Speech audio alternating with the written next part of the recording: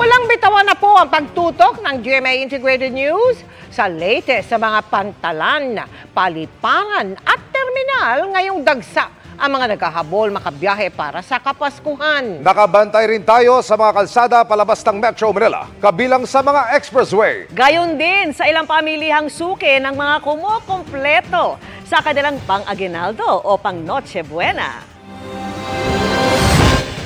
Magandang gabi po, Luzon, Visayas at Mindanao.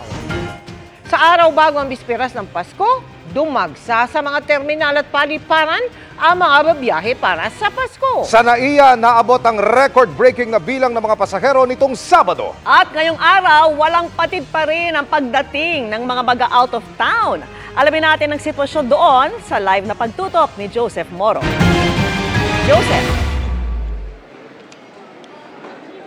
Emil, Vicky, 161,000 yan na mga pasahero lampas dun sa kanilang projection o inaasahan na bilang ng mga pasahero ngayong Kapaskuhan. Yung iba nga, mabuti ngayong araw lamang lumuwas dahil iniwasan nga nila yung bulto ng mga pasahero na yan. 3 taon nang hindi nakakapagpasko sa Zamboanga si Rolando kung saan naninirahan ang nanay niya at ang kanyang 2 anak. Excited sir, makita yung nanay. Bitbit niya ang espesyal na regalo sa kanyang nanay na swertahan daw sa Christmas party nila. Christmas party nagabunot. Si Angela, ang kapatid naman sa Zamboanga rin ang bibisitahin. 8 days. Opo. Taga saan kayo?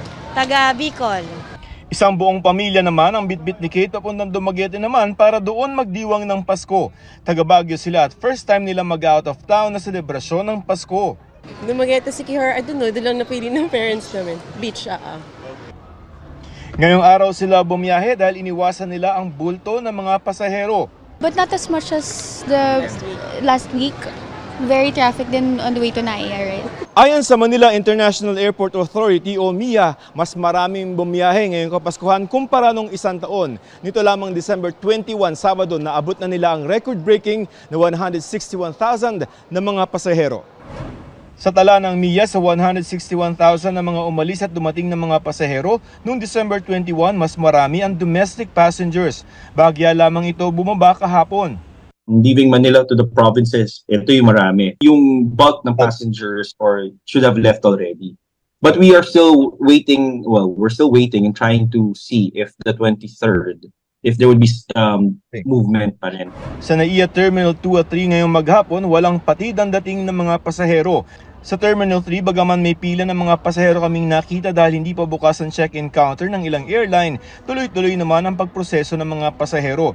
Marami ring available na mga wheelchair para sa mga may edad. Ang Bureau of Immigration may idinagdag ng mga personnel para magproseso ng mga parating na pasahero.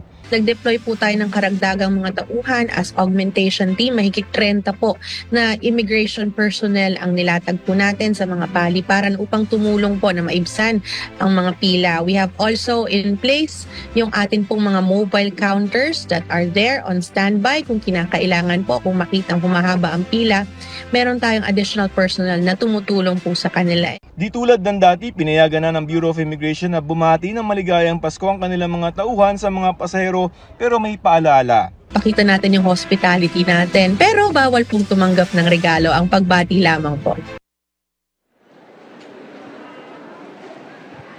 Vicky, sa mga oras na ito ay tuloy-tuloy pa rin yung dating ng mga pasahero natin at kung kita nyo nga sa ating likod, yan yung mga night flights na, no? Mga domestic yan at saka sa international. Abot pa naman sila kung uuwi sila sa kanilang mga probinsya para sa Pasko. Ayon sa Metro Manila International Airport Authority o MIA, ang inaasahan nila for today, no? Maghapon ay 152,000. Mas mababa na dun sa mga nakaraang araw tulad noong weekend. Vicky? Maraming salamat sa iyo, Joseph Moro.